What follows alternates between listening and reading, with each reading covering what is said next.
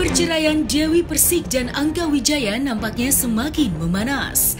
Dewi Persik yang awalnya bersikap pasrah pasca digugat cerai Angga Wijaya, kini mulai dibuat geram dan sempat meluapkan emosinya saat mengetahui adanya dugaan jika tanda tangannya telah dipalsukan oleh seseorang yang tidak bertanggung jawab.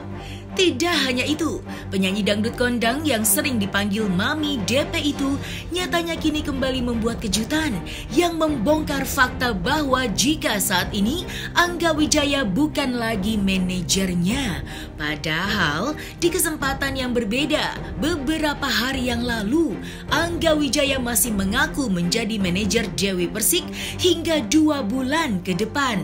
Lantas, siapakah yang kini tengah disindir oleh Dewi Persik? Benarkah sindiran pedas itu dialamatkan kepada sang suami Angga Wijaya? Lalu siapakah yang sebenarnya telah menggantikan posisi Angga Wijaya saat ini sebagai manajer baru Dewi Persik? Betul, kayaknya sudah digantikan juga sekarang sama yang kemarin bareng sama kita juga pernah. Ada beberapa kerjaan yang masih aku handle. Dua pekerjaan lagi sih September selesai. September terakhir kayaknya. Guys, aku mau kasih tahu sama kalian, kalau misalkan kalian ingin bekerja sama dengan aku, dalam arti mengundang aku nyanyi dan yang lain-lain untuk acara TV pun nggak ada hubungannya dengan Angga Wijaya ya. Jadi langsung aja hubungi Anjar Bakhtiar, nanti aku tagin orangnya, atau bagian scheduling yaitu Rizky Kiong ya. Terus kalau misalkan orang lain sudah dipastikan itu tidak benar, takutnya kalian mengalami penipuan ya kan. Dan juga untuk transfernya langsung atas nama Dewi Muria Agung. Kalau misalkan transfer atas nama orang lain itu sudah dipastikan budgetnya itu dinaikin, atau orang tersebut tanda tangan memalsukan tanda tangan saya. Hei, buat kamu yang memalsukan tanda tangan saya, nggak cukup kamu ambil uang saya sekian banyak, ha? Sudahlah ya, nanti kalau aku bongkar semuanya, nanti pencitraan kamu selesai. Jangan memulai, nggak mau dimulai. Udah cukup aku sabar dan udah cukup aku menerima kenyataan. Jadi cukup, jangan pernah usik saya dengan memalsukan tanda tangan saya. Ya aku rasa kamu tahu siapa itu ya. Ini yang katanya Soleh, tanda tangan atas nama gue. Gak malu sayang? Gak malu? Para neti ngatain gue loh, menghujat gue loh. Ini cuma sebagian, gue kasih tahu para neti.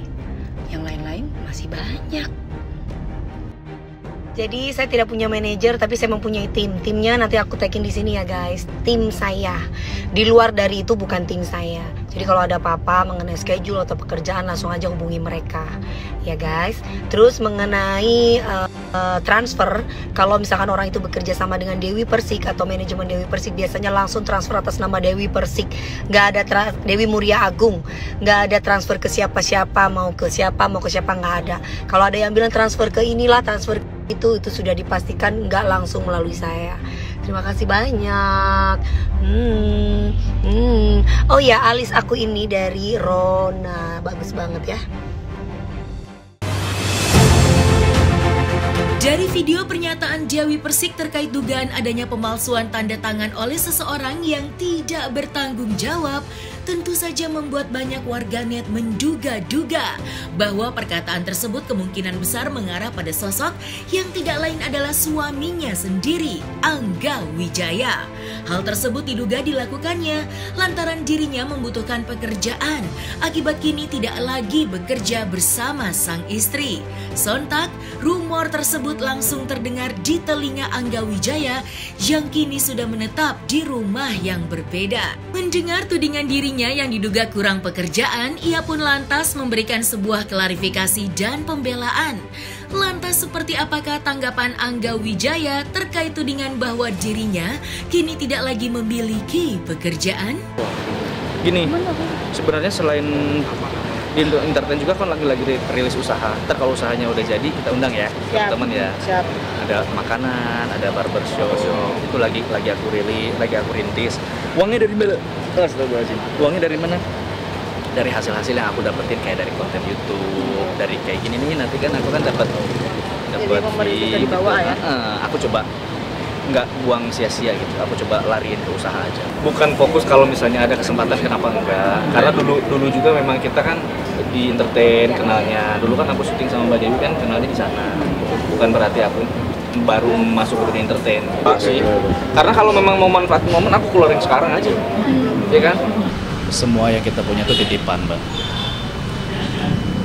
Mewah, nggak mewah, sama-sama merasakan. Yang harus kita tanamkan adalah, yang harus kita tekankan, memang betul selama 5 tahun ini saya hidup bisa terbilang mewah. Tapi saya selalu menanamkan ke diri saya, ini semua tuh bukan punya saya, punya istri. Jadi saya hanya mengikuti, menikmati fasilitasnya, tapi tidak memiliki. Jadi kalau ditanya gimana harus kembali lagi ke nol, saya dari bawah. Kalau memang harus kembali ke bawah nggak ada masalah. Yang akan menjadi orang yang sangat rugi itu kalau misalnya dia dari bawah tapi dia nggak ngapa-ngapain. Tidak pernah mau berusaha, tidak pernah mau coba untuk merubah, mau berkarya. Itu yang menurutku orang yang paling rugi. Kalau misalnya emang nggak sedih mas balik lagi ke bawah nggak punya apa-apa, kenapa harus sedih? Rezeki itu sudah ada yang atur. Kalau misalnya saya harus berhidup sederhana dibanding kemarin-kemarin, nggak ada masalah buat saya. Bahagia itu kita yang tentukan. Kalau misalnya memang betul semua itu diukur oleh uang dan tidak semuanya juga diukur oleh uang. Apa-apa harus pakai uang, tapi bukan berarti uang adalah segalanya. Kita hidup perlu biaya, betul, perlu ekonomi, betul. Kalau untuk aku pribadi, hidup aku sendiri sederhana, penghasilanku sekarang tuh udah lebih dari cukup. Tapi bukan berarti aku nggak mau sukses, ya mau. Biarlah sukses dengan caraku sendiri. Semua hal besar itu diawali dengan hal kecil. Ya, perubahan itu penting. Revolusi itu penting. Tergantung kita berubahnya mau lebih baik atau lebih buruk. Merubah penampilan, merubah pola hidup, merubah pola pikir, menjadi yang tadinya pikiran kita sempit, coba kita lebarkan sedikit. Yang tadi pergaulan kita cuman misalnya ABCD, coba kita sampai Z sekarang bergaulnya. Itu kan perubahan. Mana tahu kan kita berkenal sama orang ternyata ini orang-orang besar, klien-klien besar gitu kan. Bukan buatku pribadi, mungkin nanti untuk siapa-siapa juga yang akan bekerja, kan saya bisa relasikan. Oh, nanti saya punya kenalan ini, punya kenalan itu. Ini gitu. Jadi satu langkah mulai hidup baru. Betul, mulai langkah hidup baru itu dari hal yang kecil. Semua itu hal besar itu dari hal yang kecil. 5 menit ya Pak? 5 menit lagi. Dari hal kecil dulu sampai hal yang besar baru. Tidak dari nol ya. Cuman membiasakan diri untuk tidak seperti kemarin. Akhirnya harus membiasakan diri. Yang tadi tinggal di rumah besar, harus di rumah kayak yang kecil. Yang daily kegiatanku setiap hari, sekarang mungkin aku harus pandai mengatur untuk kegiatanku sendiri. Kemarin kan aku mengatur kegiatan orang lain. Sekarang sebisa mungkin aku harus berkegiatan di setiap harinya, apapun itu. Aku nggak mau yang duduk diam, nganggur. Aku datang ke rumah itu harus cuman malam istirahat, besok pagi aku harus keluar, harus berkegiatan, apapun aku cari. Aku mau buka bisnis sendiri, mau buka usaha, mau coba berwira swasta. Karena wirausaha, karena kita kan nggak tahu ya nasib kita ke depannya gimana. Di dunia entertain kan ada batasnya. Selagi kita masih dipercaya untuk mendapatkan uang, ya kita tabung untuk membuka usaha. Yang lebih bisa menggali lagi aja lah potensi. Kalau misalnya aku ada bakat, ya semoga bakatnya tersampaikan. Kalau ada kesempatan, semoga kesempatan itu aku nggak sia-siakan. Kalau misalnya ada rezeki, ya alhamdulillah, ya kan. Kita harus bersyukur Mbak. Bersyukur itu mengikat yang ada, mendekatkan yang tidak ada.